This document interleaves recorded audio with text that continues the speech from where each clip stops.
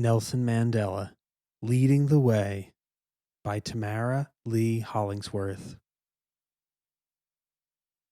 Page 4, Chapter 1, A Leader is Born. The world is filled with people of diverse backgrounds. People around the world look different. They have different ideas. They come from different places. But people are alike in many ways too. And every human being deserves fair and equal treatment. There are many people in this world who stand up for this idea. Nelson Mandela is one of those people. He fought for equality. He believed people can live in peace, even if they are different. Mandela worked hard to make South Africa a fair place. He never gave up, even in the worst of times. With the help of others, he built a democracy. Today, he is known as the father of South African freedom. Page 6. A Young African. Mandela was born on July 18, 1918. He lived in the small village of Kunu. As a young boy, he helped his parents with chores. He was the first in his family to attend school. The land Mandela's family lived on was owned by the state. White people made laws in South Africa. Africans could not own land. But there were very few white people in Kunu. As a child, Mandela knew very little about the relations between white and black people. South Africa, 1970. Mandela's South Africa. South Africa is a country of many different people and cultures. Africans are the biggest group of people. There are also many minority groups, including Khoisan, Indians, whites, and people of mixed race. As a child, Mandela liked building toy animals out of clay. He even used tree branches to make an ox pulling a sleigh.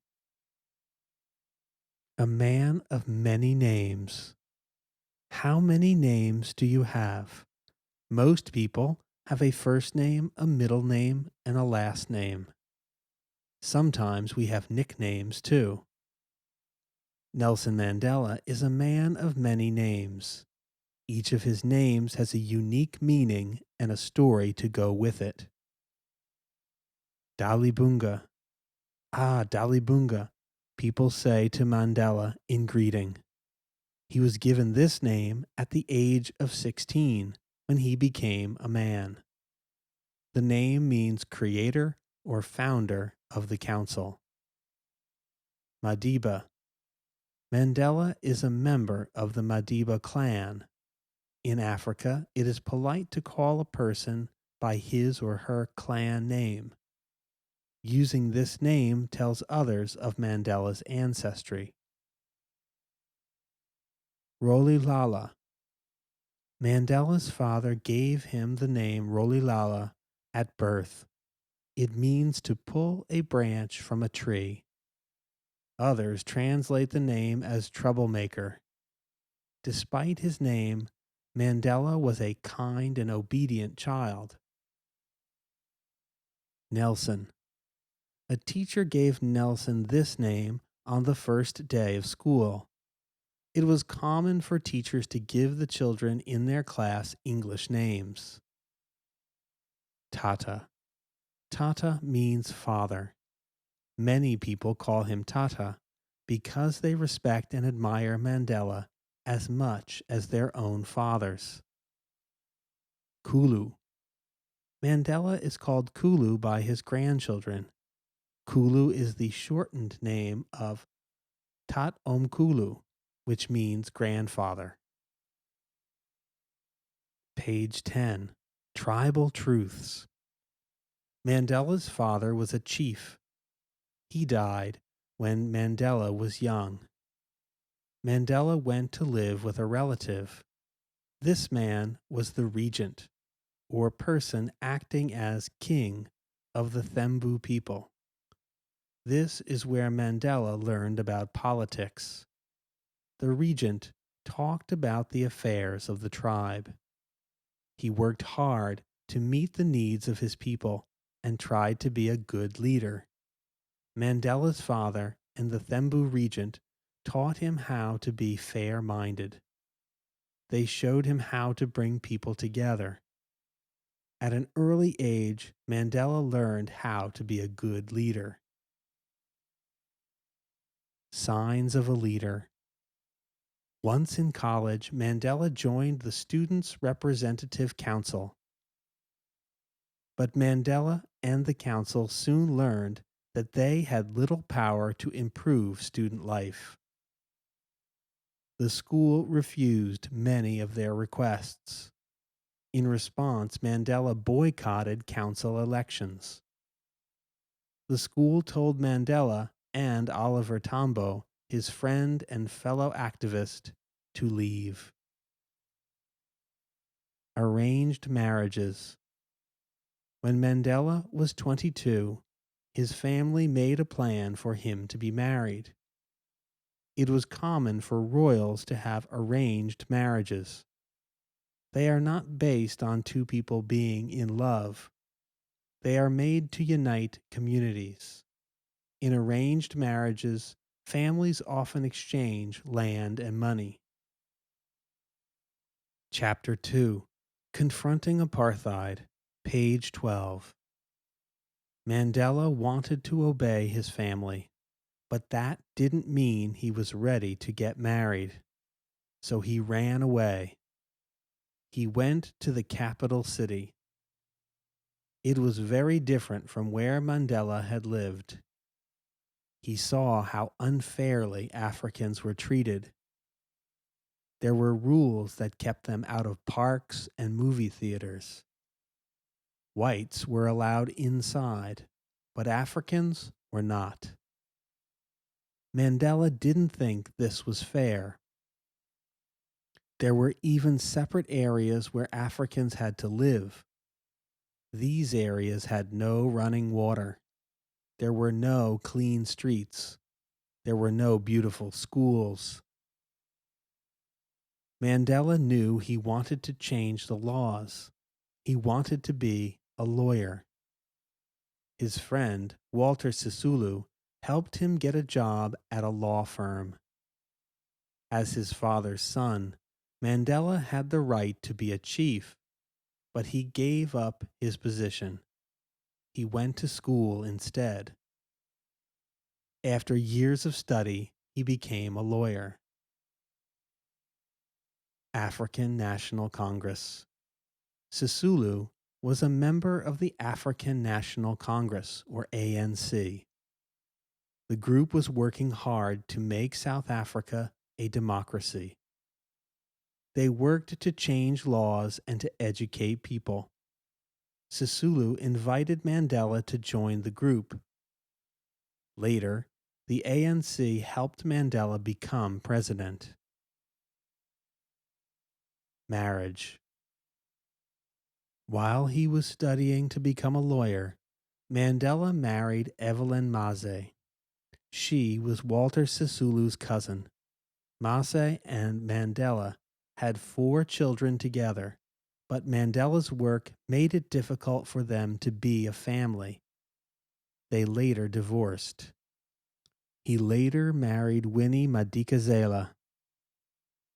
They remained together from 1958 to 1992. He has been married to Graça Machel since 1998. A Dangerous Position, page 14. From 1948 to 1994, the National Party government ruled South Africa. The National Party started the system of apartheid. It made racial segregation law. Under apartheid, it was legal for whites to treat Africans unfairly. Mandela wanted to change the laws. He believed peaceful protests could help change these unfair practices. He didn't want to fight or hurt people. He wanted people to talk. He thought they could find a way to agree. Most people in the government didn't believe in doing things that way. They avoided talking. They didn't want to share their power. Instead, they arrested or hurt people who opposed them. This put Mandela in danger. He wanted to help Africans, but if he did, he could be arrested or worse. Apartheid. Mandela learned firsthand how it felt to live in a segregated city. In the capital city of Johannesburg, he had to live in the African part of town. That meant he had to travel a great distance every day to get to work. Apartheid also controlled what jobs Africans could have, where they went to school, and whom they could marry. During the apartheid years, Africans and whites in South Africa lived very different lives. In Afrikaans language, apartheid means apartness. Indian inspiration, page 16.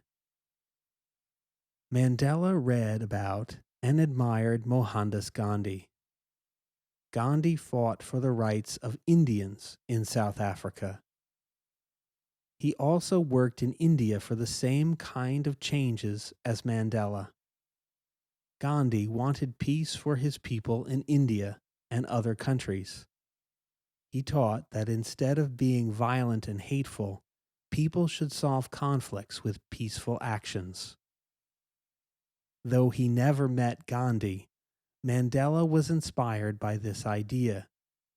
He also wanted to change laws peacefully. Peaceful is productive. Researchers have studied whether violent struggles or peaceful struggles are more successful. The answer is clear. 25% of violent struggles are successful, but 75% of peaceful struggles are successful. Mandela called Gandhi the sacred warrior. In a world riven by violence and strife, Gandhi's message of peace and nonviolence holds the key to human survival in the 21st century. Nelson Mandela. Political action, page 18. Mandela joined the ANC. In his political work, he met many people pushing for change. Mandela used these meetings to plan strikes and boycotts. He wanted people to protest the laws that kept Africans from having rights. The government didn't like what the ANC said or did. They banned Mandela from being anywhere with more than one person at a time. And if he left the capital, he would be arrested. The government wanted to keep him from traveling. The ban made it hard for him to work with others. They hoped this would keep him from influencing so many people. But the threats didn't stop Mandela. He continued to work as a lawyer and activist, helping the cause. At the ANC, Mandela led the Defiance Campaign. He organized protests against unjust laws around the country. The ANC grew to include from 7,000 to over 100,000 members. His work angered the government, and he was arrested. Freedom Charter. In 1955, the ANC had a large meeting. but Mandela could not attend. Many people worked together to create the Freedom Charter, which listed the things they wanted to change in the government. Even though he was not there, Mandela was asked for his ideas. It was an important step in creating a fair and equal government. Raise Your Voice, page 20.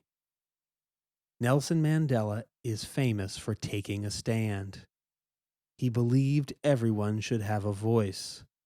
Do you have something to say? You can write a letter to someone in the government, such as a governor or senator. Or you can write to a magazine or newspaper so your ideas are published for thousands to read. Protests are also effective. You can follow Mandela's lead with these steps. Step 1. Decide what your message will be. Perhaps you want more books for the library or bins for recycling. You must be prepared to explain why your cause is important. Step 2. Spread the word to anyone who will listen. In order to make an impact, you need to have a lot of people supporting you. Spread the word by handing out flyers. Encourage others to share your message. Step 3. Ask adults like teachers and parents to support you. If they believe in your ideas, they can talk to school officials or neighbors for you. Step 4. Make posters for your protest. Make them easy to understand with pictures and big, clear letters. Hang signs around school or in the neighborhood. The more people who are aware of your cause, the more people who can help make changes. Step 5. Compromise is an important part of any protest. You've worked hard to get to this point. Now you need to talk with the other side about ways you can come to an agreement. You'll know you've been successful when you're both excited for the future. Page 22. Political action. The government watched Mandela closely. They looked for ways to stop him. They wanted to prevent people from organizing. They wanted to protect apartheid. In 1956, Mandela was arrested. He was charged with treason. There was little evidence, but it was an easy way to silence him. The trial lasted 4 years. Mandela was found to be innocent, but he knew he could no longer work in the open. He went into hiding. Mandela was upset. Progress wasn't being made fast enough. The government would not listen to peaceful protests. In 1960, police killed 69 unarmed African protesters. Africans were still being treated cruelly, and the whites in power did little to help them. While in hiding, Mandela and his fellow activists tried a new approach. They created the Spear of the Nation. It was the military side of the ANC. The group carried out acts of sabotage. They were desperate to end apartheid. Fighting together. Mandela's second wife, Winnie, believed many of the same things that Mandela did. During this time, she also joined the ANC. Today, she is known by many as the Mother of the Nation. The Spear of the Nation used violent as well as peaceful actions to attract attention. Here, they have pulled down an electrical power station. Life Underground, page 24. To avoid the government, Mandela went into hiding. He was able to avoid the police by never staying in one place too long. But the ANC needed a place to meet secretly. The police called Mandela the Black Pimpernel because he always escaped. They got the name from The Scarlet Pimpernel, a novel about an Englishman who helped others avoid capture. For 2 years, the ANC used Lily's Leaf Farm to store weapons, print freedom literature, and broadcast radio programs. When the police investigated, they thought it was a white man's farm and that Mandela was a servant. Mandela wore disguises, including dressing as a driver, a gardener, and a cook to avoid detection. Page 26. Political prisoner. In 1962, Mandela traveled illegally to speak about freedom. Soon after his return, he was arrested. He was found guilty and sentenced to 5 years in prison. While in jail, Mandela and his friends were charged with sabotage. They were sentenced to life in prison. They sometimes stopped eating to protest. But in time, Mandela had to give in. If he refused to eat, he would die. In his heart, he wanted to end apartheid. He knew all South Africans deserved better. The government wanted Mandela in jail. They wanted to make him give up. But the plan didn't work. Instead, it made Mandela more passionate. He knew how cruel life was for Africans. But he believed if he kept trying, he could make South Africa a better place. Words of peace. At his trial, Mandela spoke these words of wisdom. I have fought against white domination, and I have fought against black domination. I have cherished the ideal of a democratic and free society in which all persons live together in harmony and with equal opportunities. It is an ideal which I hope to live for and to achieve. But if needs be, it is an ideal for which I am prepared to die. Prison life. Mandela's prison cell was only 7 square feet. Every 6 months, he was allowed 1 letter. It could be no more than 500 words long. He could see his family only once every 6 months. He had a uniform, a mat to sleep on, and 2 blankets. Page 28. Mandela was sent to Robben Island Prison. He was forced to work under tough conditions. Sometimes the prison didn't give him the letters or books that were sent to him. He was forced to live in a small, harsh cell. Mandela and 5 of his friends, including Sisulu, were all sentenced to life in prison. They taught other prisoners about politics and the law. Even in prison, many people still looked up to Mandela. They believed the same things he did. They believed that all people should have equal rights. They admired Mandela's integrity. He stayed true to his beliefs even when he was being treated badly. He promised to fight for freedom until the end of his days. 46664. Mandela had another name. He was known by his prison number 46664. Today, his number is a symbol of freedom around the world. Mandela University. Prison was a difficult place, but Mandela wanted to show the other prisoners that even harsh treatment couldn't change his beliefs. He tried to be the best person he could be, even in the darkest moments. He led prisoners to ask for changes in prison. He was able to help other prisoners win better food and access to music.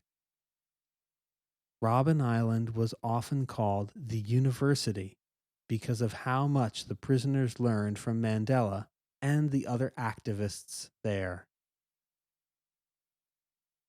Chapter 3, Freedom, page 30. People around the world agreed that South Africans were not being treated fairly. Many countries asked that Mandela be freed. They passed laws to pressure South Africa to change. But South Africa's government ignored the world. They would not end apartheid. By 1985, there were many problems in the country. People were rioting. There was great unhappiness. The government tried to gain Mandela's support in prison. They offered Mandela freedom. In exchange, he would have to allow apartheid to continue.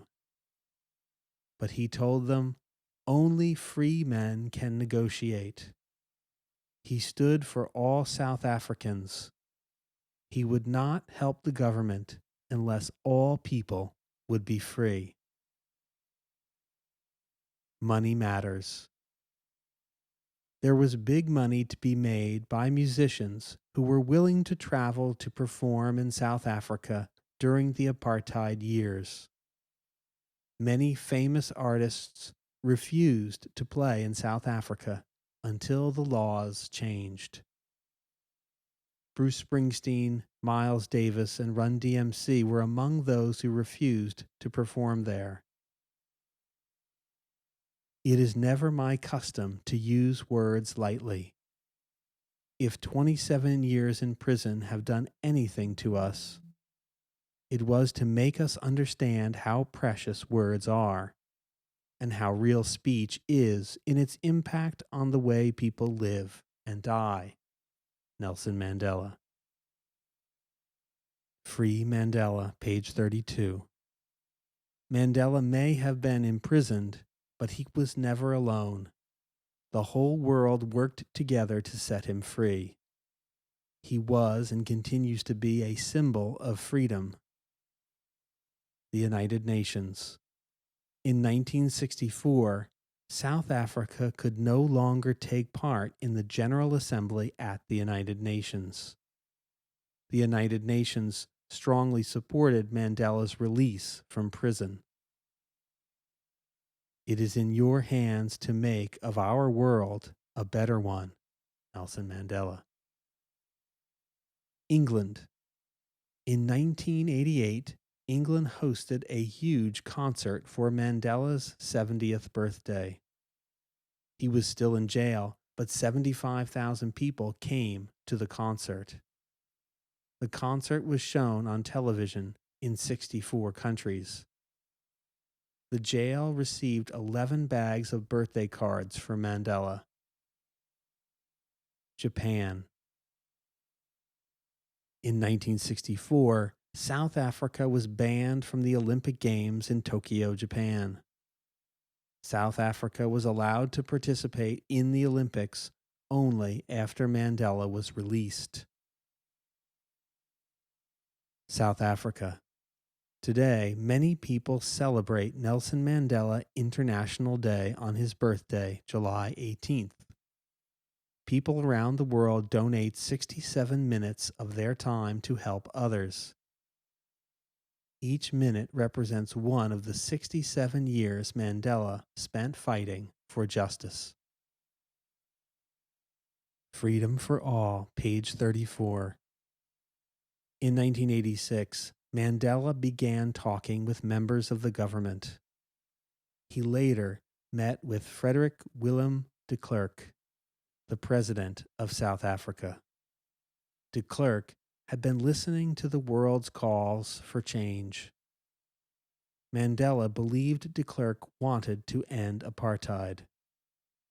On February 11, 1990, Mandela was finally released from prison.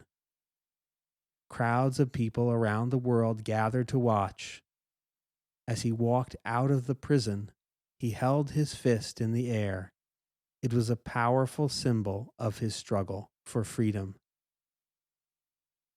Mandela urged all people to think about peace.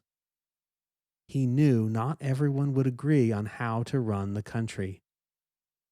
In a speech, he said, "Now is the time to stand together against those who wish to destroy the freedom of all of us." He wanted people to avoid prejudice. He wanted them to think about what was best for the country. A new day. When Mandela was released from prison, it meant apartheid was coming to an end. Black and white South Africans were able to live and work together rather than separately. The country had been divided for many years. With Mandela's freedom, the whole country was free to build a new future. Peaceful protests. The members of the ANC used a sign. It was a fist raised in the air. It meant they were fighting for freedom. It meant they would fight using words, silence, or stillness. But the fist in the air also meant they would not use violence. Do you recognize these other peaceful symbols? Ancient Romans used the olive branch as a symbol of Pax, the goddess of peace. She was believed to bring olive branches to those at war. White doves often symbolize peace. Churches, artists, and writers have all used this symbol. The peace sign was designed to protest weapons and war. People often raise two fingers in the form of a V to symbolize peace. Protesters used the sign to stand for peace and changed the meaning. Originally, the V stood for victory. Page 38. Presidents and Partners. Mandela and de Klerk worked together for 2 years. Sometimes they agreed, but sometimes they did not. Each worked to see the other person's side. It wasn't always easy, but they were dedicated to the idea of democracy. In 1993, a new constitution was created. It made apartheid illegal. For the first time, all South Africans, black and white, had equal rights. A noble moment. In 1993, Mandela and de Klerk were awarded the Nobel Peace Prize for their work. A Nobel Prize is the highest honor a person can earn. Together, they brought freedom and peace to their country. Many people were amazed that these two very different people were able to work together. Unforgettable. Mandela was the first black person to be elected President of South Africa. He was also the first person to be elected by both black and white people. Before Mandela fought for freedom for all people, it would have been impossible for an African to be president. In 1994, the country held its first democratic election. The people elected Mandela to be their country's president. He was 75 years old. When he took office, he held hands with de Klerk. A black man and a white man stood together. Their joined hands were raised in the air. Mandela knew all the years he had spent alone in jail had been worth it. Today, Mandela speaks out for peace. He inspires leaders around the world. His message is the same as it has been for many years. We all deserve peace. We all deserve equal rights. We all deserve freedom. The end.